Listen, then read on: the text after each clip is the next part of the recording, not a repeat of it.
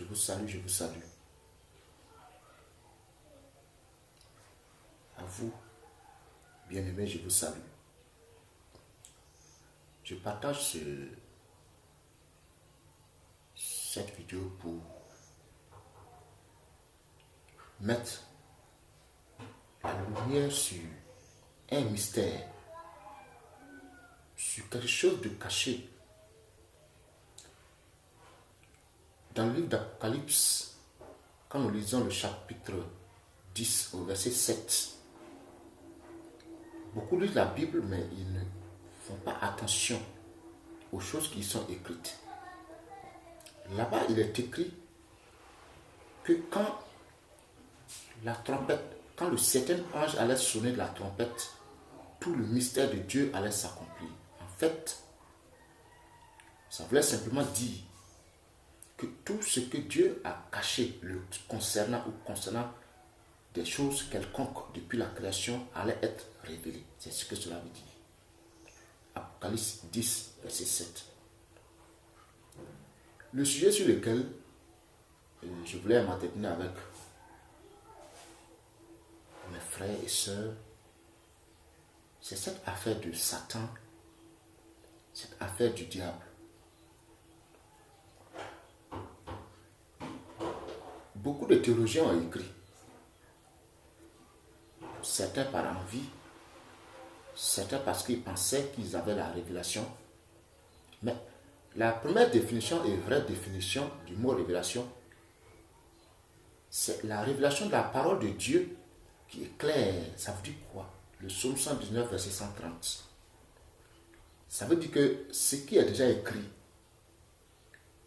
et dont le sens est caché, c'est ce que Dieu vient expliquer. C'est ça on dit révélation. Révélation ne veut pas dire ta pensée que tu es en train d'exposer là. Tu dis ce que toi tu penses. Ça, ce n'est pas une révélation. Ça, c'est un bavardage. C'est un égarement. Donc, revenons sur l'histoire de Satan. Je commence cet entretien, je commence cette vidéo pour d'abord dire que, en fait, ce que je suis en train de faire comprendre, c'est que Satan, ou le diable, en tant qu'ange déchu, n'a jamais existé. Oui. Mais comment peux-tu comprendre que quelqu'un à qui tu ne fais même pas confiance, des gens à qui tu ne fais pas confiance, puissent connaître ton secret? Quand l'Écriture dit dans Job, dans le livre de Job, le chapitre 4, verset 17 à 18, ou du moins à commencer par le verset 16. Dieu dit dans ce passage que lui, il ne fait pas confiance à ses serviteurs et qu'il trouve même la folie chez ses anges. Donc, un ange à qui Dieu ne fait même pas confiance ne peut pas connaître le secret de Dieu. Pour ce qui concerne ceux qui disent que non, Satan c'était un ange qui connaissait le secret de Dieu et puis maintenant il a voulu faire un coup d'état au ciel et puis Dieu l'a chassé avec un tiers des anges. C'est faux et archi faux. Ça n'a jamais existé. C'est un passage biblique que les théologiens ou que les hommes orgueilleux qui ne savent pas se taire quand Dieu se tait, interprété pour dire que ça veut dire Satan. L'Écriture ne dit-elle pas par la bouche de Saint Pierre que aucune prophétie ne doit être l'objet d'une interprétation personnelle et que les hommes qui ont prophétisé ont parlé de la part de Dieu, poussés par l'Esprit de Dieu, c'est écrit. Donc, le prophète ne peut pas dire camion et puis toi tu as dit ça veut dire mouton. En fait, c'est ce que ça veut dire. Quand nous prenons par exemple le livre d'Ésaïe, premièrement, pour que tu comprennes. Ésaïe chapitre 40, verset 14 à 15. Là-bas, Dieu dit que lui, ses pensées ne peuvent pas être connues de quelqu'un et que personne n'est dans son conseil. En d'autres termes, ça veut dire quoi? Dieu veut dire que quand lui il créait le ciel et la terre, quand il s'est assis pour créer toutes choses, il n'y a pas eu quelqu'un qui était témoin. Je compare cela au conseil des ministres, des chefs d'État. C'est ce que le conseil des ministres dit que le porte-parole met à la connaissance de la nation plus tard. Ça veut dire eux étaient au conseil du chef d'État, ils ont été au courant de la décision prise. Dieu dit qu'il n'y a pas eu quelqu'un qui était témoin, qui était son conseiller. Et avec qui a-t-il délibéré? Ça veut dire que quand il prenait sa décision, il n'y avait pas eu quelqu'un, il n'y avait pas un ange même. D'où viennent maintenant? À toi qui regarde, qui écoute, je prie que Dieu te bénisse, sachant que le hasard n'existe pas, afin que tu saches que c'est le Seigneur même qui a voulu que tu entendes ce message afin que tu sois libéré. Car Jésus-Christ pouvait dire que vous connaîtrez la vérité et la vérité vous rendra libre. C'est pas les hommes ne veulent pas craindre Dieu pour se séparer du faux, pour marcher dans la justice de Dieu, qui trouvent des astuces. Ils trouvent quelqu'un pour accuser monsieur Satan quelque part, qui n'a jamais existé. Écoute ceci. Dans Ésaïe 40, donc, Dieu dit qu'il n'y a pas quelqu'un avec qui il a délibéré. Et cela vient ressortir dans le livre aux Corinthiens. Dans le livre aux Corinthiens, il est dit que est-ce que moi qui parle là, est-ce que quelqu'un peut connaître ma pensée? Il dit, qui connaît la pensée de l'homme si ce n'est pas l'esprit de l'homme qui habite en lui? De cette même manière, personne ne connaît la pensée de Dieu si ce n'est pas l'esprit de Dieu qui habite en lui. Donc, d'où le serpent de la Genèse, celui dont on parle fréquemment, qu'il a trompé Ève. Le serpent a dit à Ève, est-ce que Dieu vous a-t-il réellement dit de ne pas manger de cet arbre? Et la femme lui dit que oui, effectivement, Dieu nous a dit de ne pas manger de cet arbre. Parce que si on le mange, on va mourir. Maintenant, le serpent lui répond en disant que ce n'est pas vrai. C'est parce qu'il sait que si vous mangez ce fruit, vos yeux vont s'ouvrir et vous allez devenir des dieux pour la connaissance du bien et du mal. C'est là que les gens disent que non, Satan a flatté Ève en leur disant que non, ils vont devenir comme Dieu et puis ils ont envie de devenir comme Dieu. Or, c'est faux et archi faux. Ce n'est pas ce que le serpent a dit. Ce que le serpent a dit a été confirmé comme vrai dans Genèse 3, verset 22. Je vais aller pour que la pensée soit saisie avant de commencer à donner beaucoup de versets. Dieu a dit que voici, l'homme est maintenant devenu comme un de nous pour la connaissance du bien et du mal. Empêchons-le maintenant de toucher l'arbre de la vie pour qu'il ne prenne pas l'arbre de vie, pour qu'il n'en mange pas le fruit afin de vivre éternellement. Donc Dieu même a dit que c'est vrai. Donc le serpent n'a pas menti. Il n'a pas menti. C'est pour cette raison que nous avons des avions. C'est pour cette raison que nous avons des portables. C'est pour cette raison que nous pouvons nous connecter sur YouTube et écouter un message et un enregistrement. C'est pour cette raison que nous avons aussi des calaches. C'est pour cette raison que nous avons des films. C'est pour cette raison que nous avons toutes ces choses. Que nous avons des étages. C'est parce que les yeux de l'homme se sont ouverts pour la connaissance du bien et du mal. C'est pourquoi Dieu dit dans le livre des Deutéronomes, il dit, j'ai mis devant vous la vie et la mort. J'ai mis devant vous le mal et le bien. Choisissez la vie, choisissez le bien, afin de vivre. Donc Dieu dit que c'est lui qui a mis ça. C'est Dieu qui a fait pousser l'arbre, qui a pris le fruit, la connaissance du bien et du mal. C'est Dieu qui a fait pousser l'arbre. Il faut donc que les uns et les autres arrêtent de dire des paroles orgueilleuses en accusant, au lieu de rechercher la crainte de Dieu, qui est la haine du mal. On a d'accuser Ève, d'accuser Adam. Laisse-moi te dire quelque chose. Le grand apôtre Paul a été enlevé au troisième ciel. Et il dit qu'il a vu des choses qui n'est pas prêt un homme de dire ni d'exprimer.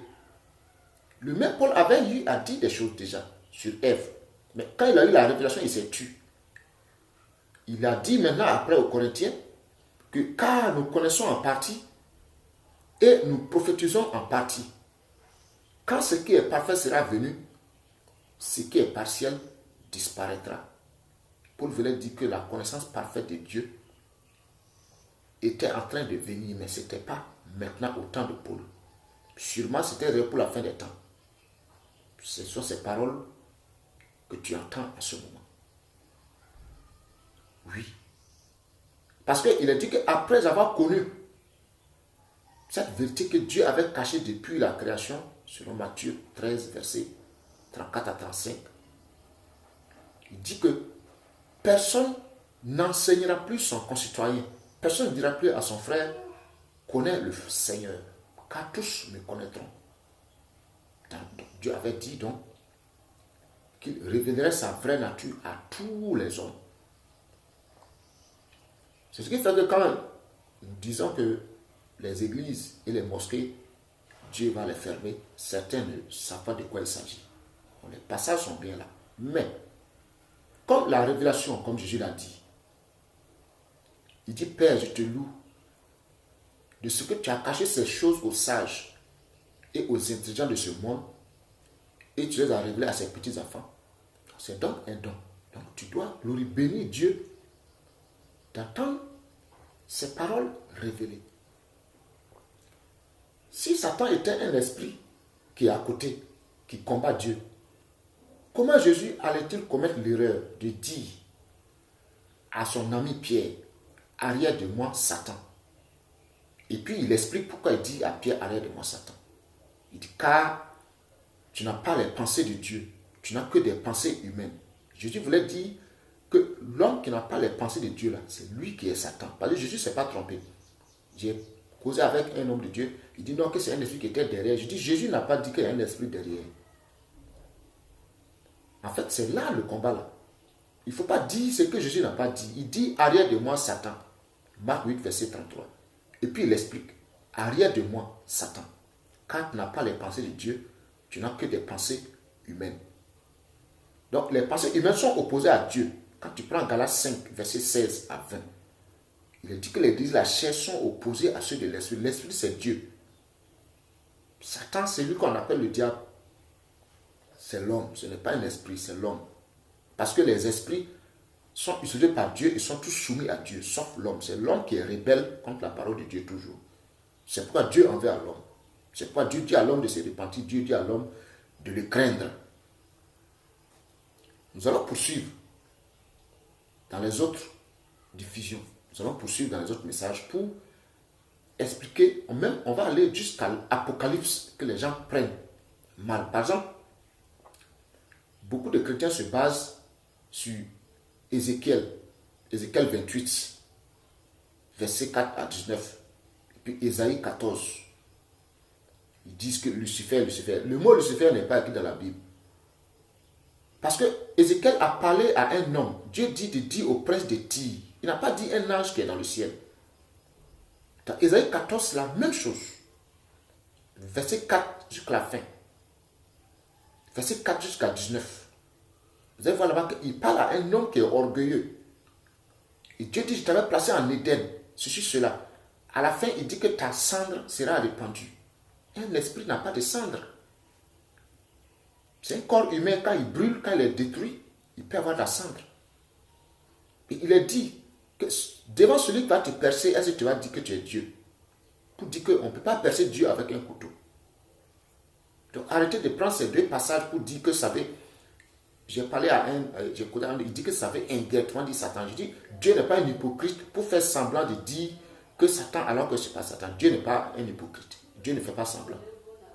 Dieu dit de parler à un homme. Il dit au prince de Tyr.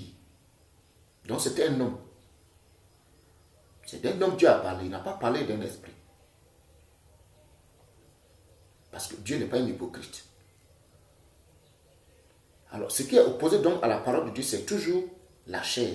Toujours la chair, toujours la chair. L'Écriture le confirme de façon claire.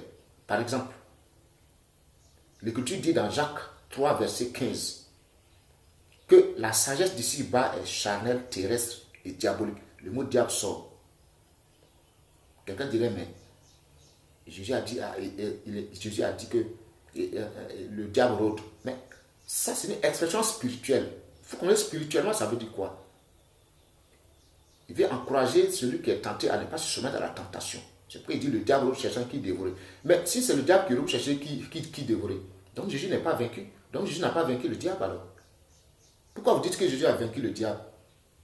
Et après encore on écrit, on dit qu'il rôde. Quelqu'un qui rôde n'est pas vaincu, il n'est pas mort. Quand quelqu'un est vaincu, il ne peut plus rien faire. Donc vous n'avez pas compris ce que ça voulait dire. C'était pour te dire que Satan, en tant qu'esprit, en tant qu'ange, avec ces anges qui ont été déchus, ça n'a jamais existé. Voici aussi une autre expression où Jésus dit, je voyais Satan tomber du ciel comme un éclair. Mais comment Satan va tomber du ciel comme un éclair et puis donne pouvoir en même temps? Qui donne pouvoir?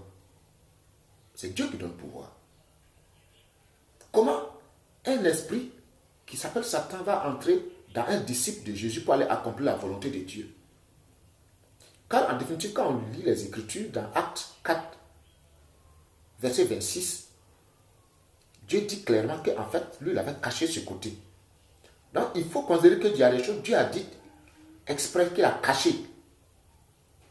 Car l'Écriture dit que la gloire de Dieu, c'est de cacher les choses. La gloire des rois est de les sonder. Donc, ce que tu entends était caché, c'est dans l'Écriture. C'est ça, on dit révélation. C'était caché. Satan n'existe pas. Tous les passages que certains prennent pour interpréter sont des interprétations. Nous allons décortiquer tout ça jusqu'à dans l'Apocalypse.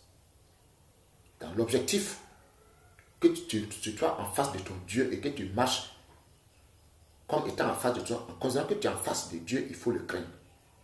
Parce que ceux qui disent que c'est quand tu fais le mal que Dieu envoie quand tu fais. Mais Job n'a rien fait. Dieu l'a sonné. Job, dans le livre de Job, il n'a absolument rien fait. Et Dieu l'a sonné. Jusqu'à ce que Job dit au chapitre 2, verset 10, que mais si Dieu fait le bien et puis on accepte et puis on est content. S'il fait le mal aussi, il faut accepter. C'est Job qui a eu la révélation. Et au verset 16 du chapitre 1, il est clairement dit, de façon expresse, que le feu de Dieu est descendu du ciel pour consumer les serviteurs de Job. Comment ça, Dieu va dire à Satan d'aller détruire Job? Et après, on dit que c'est le feu de Dieu qui est descendu. Ensuite, maintenant, dans Job, il a dit que c'est Dieu lui-même qui faisait ça. Il avait caché ce côté, il a pris un masque pour porter. C'est Dieu qui a sauvé Job. Et puis c'est Dieu encore qui est venu pour bénir Job en lui donnant le double de tout ce qu'il avait. C'est Dieu qui a fait les deux. C'est pourquoi l'Écriture dit que c'est Dieu qui fait le mal et le bien. Donc, si quelqu'un fait le mal et le bien déjà, donc toi, tu dois le craindre pour ne pas tomber sur son jugement même. Il y en a qui n'ont rien fait, Dieu les a sauvés pour faire une démonstration. Pour montrer qu'il a une colère. Afin que toi, tu reçoives instruction. Donc, il faut donc que les gens arrêtent leur interprétation. Quand Paul a dit que cette affaire est très sérieuse, quand Paul a dit que quand ce qui est parfait sera venu, là, dans 1 Corinthiens 13, verset 10, ça veut dire qu'il y a beaucoup de choses qui dans la Bible, c'est faux, c'est des mensonges. Ça cache une révélation qui devait venir à la fin des temps. C'est quand cette révélation qui devait venir allait être venue maintenant que Dieu maintenant dit que tous le connaîtront. Si on enseigne, ça veut dire que les gens ne connaissent pas Dieu. Dans les mosquées, dans les églises. Mais quand on connaît Dieu, on n'a plus besoin d'enseigner. Donc, je prie que Dieu vous bénisse, qu'il soit avec vous. Dans les autres révélations, dans les autres messages, nous allons encore développer plus profondément jusqu'à dans tous les passages mal compris. Parce que même dans Apocalypse, il y a un ange qui est venu dire à Jean qu'il est venu pour lui expliquer le mystère de la bête, le mystère de la... Ça veut dire que c'est des choses que Jean a vu, c'est caché. Mais Jean n'a pas compris. Et puis maintenant, l'ange est venu pour lui expliquer ce qu'il ne pouvait pas comprendre. Parce qu'il y a des choses que l'homme ne pourra jamais comprendre. Quand quelqu'un dit que non, la Bible dit que celui qui cherche trouve. Ce n'est pas tout qu'on trouve. Tu ne peux pas trouver ce que Dieu ne veut pas que tu trouves. Tu ne peux pas trouver ce que Dieu a caché. Toi, tu ne peux pas chercher ça et puis trouver. Ce n'est pas possible. C'est Dieu qui révèle. Il ouvre tes yeux. La Bible dans Luc 24, qu'il ouvrit leur esprit pour qu'ils comprennent l'écriture. Voici donc ce que tu devais comprendre maintenant. Dans la suite des temps, nous allons démontrer avec plus de passages pour que tu sois libre. Jésus a dit, vous connaîtrez la vérité et la vérité vous rendra libre.